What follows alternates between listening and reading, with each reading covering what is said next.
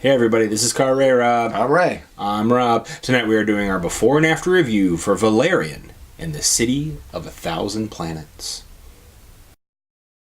So if anybody wants to watch our trailer breakdown for this movie, we didn't do one. We didn't do one. I don't really know why we didn't do one. I know. I think we just were always just busy. I'm sure it probably just came out at the same time as a lot of other things and Yeah. ended up going in the other direction. I like Luc Besson. You know, I like Leon the Professional. I like The Fifth Element, which I actually get a strong Fifth Element vibe from this movie, so I'm kind of hoping that's what we're getting ready to see. Yeah.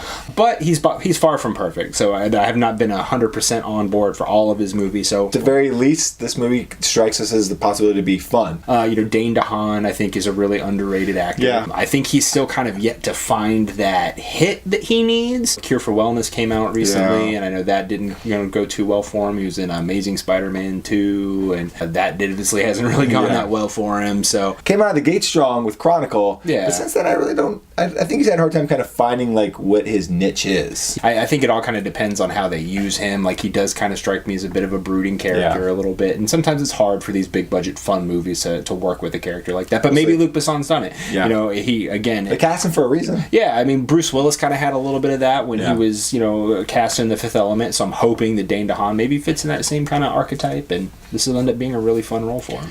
Well, we got to check it out. Let's see. Let everybody know what we think when we come back. Be right back. Man, crazy coinkydink. Open up the movie with a David Bowie song. Get me really excited. Great opening. Great first 5 minutes. I thought it was a really great way to compress a long span of time. It was like 250 some odd years. Yeah. Showing how the space station became the city of 1,000 behemoth. planets. Yeah, the city of 1,000 planets. 132 minutes that followed. Take it or leave it. Yeah, I don't know. I mean, I felt like there were parts that were fun. There was parts that were creative, but a lot of it just kind of left me confused. Yeah, wanting more, or maybe just wanting better. And I think one thing that maybe I felt like this movie had a hard time getting past was this relationship between Dane Dehaan and Cara Delevingne. I just don't know how well that worked. Yeah, no, I think their relationship was extremely ham-fisted. I mean, in the first scene, you actually see them together. It's working really hard to make you think that they've been in this long relationship beforehand, and it's kind of evolved to this point. I know they've been partners, I guess. And while there may be some sexual tension between them, I think it was just really beaten over the head, and it never really gelled in the movie at all. It just was confusing to kind of keep track of where they were at in their relationship. Yeah. Because like you said, it felt like there was parts where there was sexual tension. Then he's asking her to marry him, which I got the opinion or the feeling that they had been dating for a bit now. Yeah, but maybe not. Like, that's the thing. Like, you automatically go from like, hey, you and I are partners, to, will you marry me? Instead of like, hey, do you want to go get a cup of coffee? Because I kind of felt like they had been dating, but they had no chemistry with their dating, and so it's like we're not even really on the same page of what we think their relationship was, and we finished watching the movie. Well, the funny thing is either one of us could be right, or either of us could be wrong. The weird thing about that is their dialogue, for the most part, was just like so on the nose. Not only were they like setting up this whole like, hey, will you marry me? But they're also like pretty much explaining their entire personality tropes within the first couple sentences. Like, I'm a womanizer, I'm a space cowboy, I'm dangerous. I'm a Harvard grad. You know that I won't fall for those old tricks. Are they really saying these things? Unfortunately, the ham-fisted dialogue continued through a lot of the movie. Yeah. When they finally get to the city of 1,000 planets, they're arriving, and Dane Dehaan gets this kind of useless, weird rundown of the city. Oh, what's the city like right now? Then everyone's always like, well, it's so good to be home. So this is your home, but you need a refresher on the population, the different quadrants, and who lives there. We all do that when we come back from our family vacations. I get it. They had to figure out a way to kind of explain how this city was working currently, but there's a lot of ways they could have done that, and probably not as much information as they went. Yeah, because none of it was relevant to the movie at all. The North sector is by the robot people. The robot people are never seen from the movie again. These people are really good with, gene splicing. Never again are they seen. So it's like, why did you introduce me to these characters that have no purpose for the movie? Yeah, no, I agree completely. I mean, it just kind of added to the fluff of the film. Yeah, and speaking of fluff, let's talk about how this movie is like pointlessly long. Yeah, no, way too long. The whole Rihanna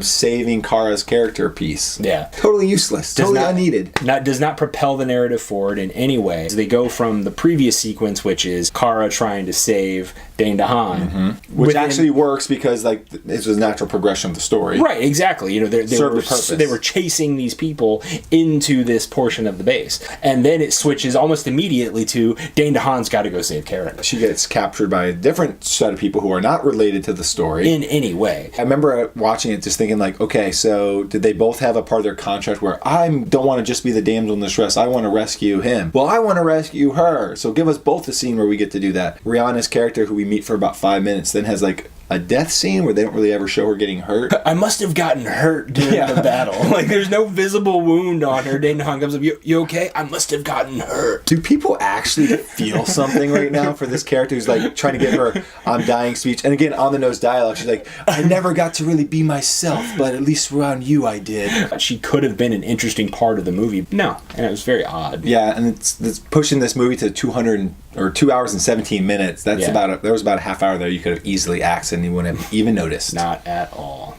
All right, so it might be a little bit unfair to some of these actors, but I do feel like some of the problems with the chemistry and just this movie overall really could have been fixed with some recasting of some of these parts. Like using Bruce Willis and Mila Jovovich? Oh yeah, definitely. Definitely would have saved this movie. I think so. Dane DeHaan, I think they really kind of played him against type. He's not this charismatic, sexy space cowboy type guy, this Lothario. He really is just kind of that deep, brooding character. Has a lot of levels. For a character like this that's so paper thin. Yeah, he's got to have levels to work with. Yeah, exactly. Yeah, and I can see him trying to break that mold so he doesn't get himself typecast, but just, I don't know if this was it. I don't know if he really just fit here. Like, there's a lot of kinetic energy that I think you want in this movie that I just don't know if he was able to ever actually really give you, because I just don't think he has that necessarily. No, I agree. If it was somebody maybe like a Chris Pine, which I know is probably unfair, he plays Captain Kirk, so obviously it's in some ways it's a very similar comparison, but I think an actor like Chris Pine has that kinetic chemistry that really brings a character that really springs that character off the screen.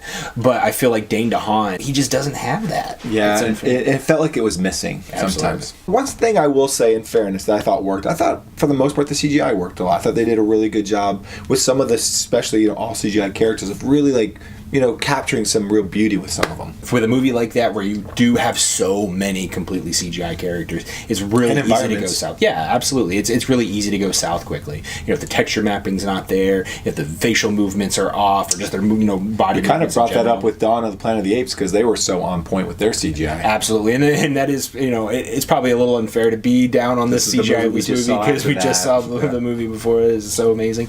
But yeah, no, I agree. If you caught our Alien Covenant, Everything Wrong with Alien Covenant video, there's actually a really interesting conversation on there that I had with a commenter about these directors that came about 20, 30 years ago before CGI became really prevalent, and how they've had such a difficult time transitioning to the digital age. He brought up a really great point about how limitations often are what breed creativity, and they force you to be creative. Yeah, exactly. And when you are in a world where you can literally create whatever you want and look however you want, you're not forced to edit at all. It can kill your movie. Right, comes off bloated. I mean, look at the Star Wars prequels. I mean, like you've said, there's tons of examples of this, and the first thing that pops in your head when you're able to create that, well, the first thing that pops in your head probably isn't the most original idea. It's the first thing that popped to your head. So I feel like that's where a lot of these newer movies do fall into that trap, and this movie certainly did at times too. And well, speaking of directors, doing it any way they want, like this movie reportedly cost $209 million. He did it whatever he wanted for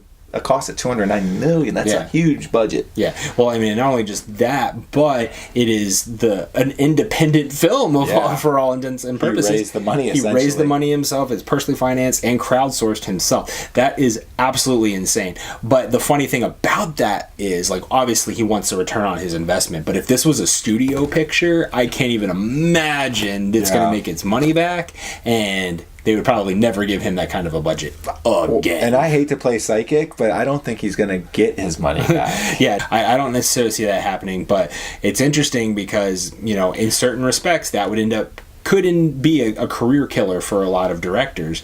And to get a budget, recently Alien Covenant was not just under $100 million. So you're looking at a movie that cost twice as much as a really hardcore established franchise film. Yeah. I mean, that's just mind-blowing.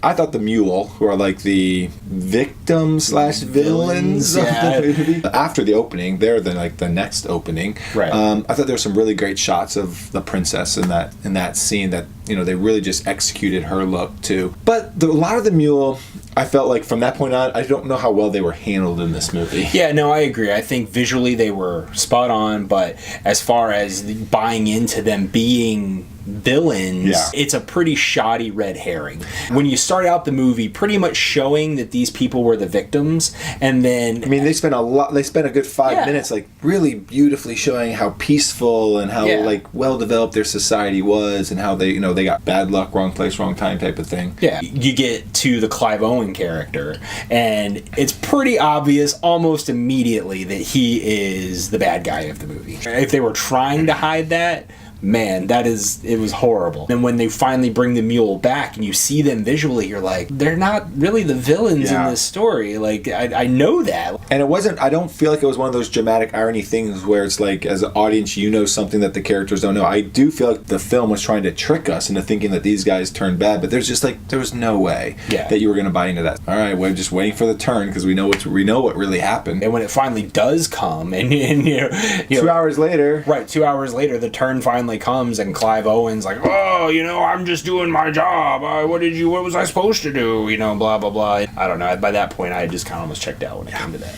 And even the whole ending of the mule's arc and their the goal of what they were trying to accomplish this whole movie it's one of those things that I think we're both still kind of confused and maybe have different ideas of what even happened. But they're building it seems like it's like a portion of the station into a ship that they're going to fly somewhere, and they're trying to basically rebuild their world using the pearls. I guess the pearls have energy source. Yeah, as the energy source, but they also have the, I guess, essence of their planet or something like that on there. So they're taking this pearl and replicating it with the creature. Yeah. And then through that, they're able to basically rebuild their planet. However, I'm not sure how that fits space-time, whatever. Is this whole planet now just on this little ship? Part of it looked like it was being projected onto the ship, originally, so I couldn't tell, wait, is he walking on sand right now, or is he just walking on something that looks like sand? Or, are they trying to go to a planet now and, let this expand? And, made their whole, like I said, their arc and, trying to figure out what they're trying to accomplish here, confusing, and didn't really feel like there was that payoff that you'd want for the end of the movie. One of my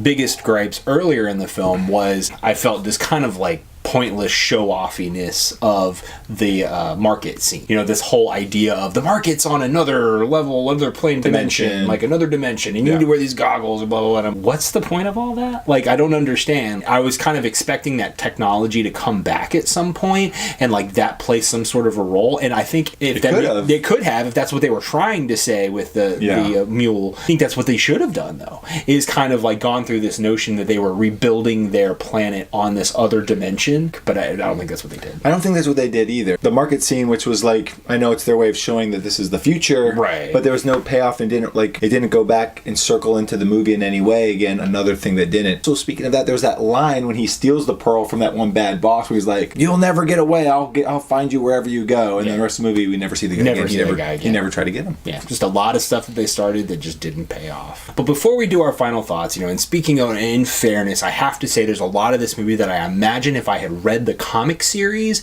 maybe I would have connected with more. We're talking about the market, maybe in the books that plays a bigger role. There's more, people they revisit it, right? Or there's some people that are very much a part of that place, and maybe some of the other creatures or that type of thing. For a movie like this, you really can't explore that too much, so maybe that makes it a little flat. To be fairness to us as audience members, though, you can't make a big summer blockbuster movie and parts of the movie don't work unless you've read the source material. That can't happen. The movie has to be able to stand alone. What I kind of got the feeling with those type of things is kind of like what I remember Hitchhiker's Guide to the Galaxy kind of fell into, where they were trying to throw lots of different things from different books into one movie. Kind of thinking that maybe that happened here, where there's just things that they thought were cool from one book, so they wanted to insert it. No, I agree, and it's interesting too, because I feel like when studios do that type of thing, it really shows that they have no interest or forethought that they're going to be able to make more of these. Like, that's kind of a one and done thing. Kind of like what we're thinking with Dark Tower. Right, and it's possible as well, you know, and I feel like that's, you know, it's definitely what they did with Hitchhiker's Guide. You know, they could have easily gone through all the series of the books, but they only made this one movie that was funny if you had read the source material, but other than that, it's going to connect with a lot of people. Yeah. So I feel like with Valerian, we may see that same thing where we're not going to get any kind of sequel, but they wanted to throw as much into this book for the people who did read the book or the comic books as they could, and it kind of just took the whole thing down. All right, Rob, so, you know, we said at the beginning of this movie that we were going in with tempered expectations, Sure. but I know that we were expecting at least some mindless fun. Yeah. And there were definitely parts where I felt like I got that. Sure. But I don't know if there was enough of it to really claim this movie to be as fun as I wanted it to be. Yeah, no, I agree. I felt like there was a lot of stuff that was going for this movie. You know, Luc Besson does know how to make a fun sci-fi movie. You know, we've seen that with the Fifth Element. Yeah, I mean, Lucy was even fun, even though it wasn't great, it was still fun. So I kind of expected at least that from this movie, but I do feel like there was just a lot that detracted. The lack of chemistry between the two leads, for me, I think almost killed the movie right out of the gate. The dialogue didn't help it at all there. No, absolutely not. There's a lot of pointless sequences that were definitely just for fluff and overblown special effects. Didn't pay off at all for the movie. Even like some of the fun little cameos. You know, like Rutger Hauer was in this movie for like 10 seconds. When I saw he was in the movie, I was like so excited because I'm like, oh man, Rutger Hauer, this is going to be great. And he was barely in it at all. I wouldn't even call it a cameo. Herbie Hancock, which I think is pretty fun, is in this movie, and he adds a little bit to it. But, you know, again, like, it would have maybe been nice to have a little bit of him in the movie as well. And I just think that there was a lot of, like, half-cocked kind of starts to this movie, and I just wish they had followed through on a lot more of it. Yeah, I think the execution was just not really there. They started things that they didn't finish. They didn't finish things that they probably should have, and it just didn't feel like it gelled together at the very end either. No, not at all. All right, everybody, that's it from us, but we want to know what you think about Valerian and the City of a Thousand Planets. Do you think Dane Dehaan was a complete miscast? Were you excited to see Luc Besson direct another movie but felt a little let down? Let us know in the comments below. Then hit the like and subscribe button so you can catch all of our upcoming videos. Until then, this is Rob. I'm Ray. And I'm Rob. I'm going to need your John Hancock on this. John Hancock. It's Herbie Hancock.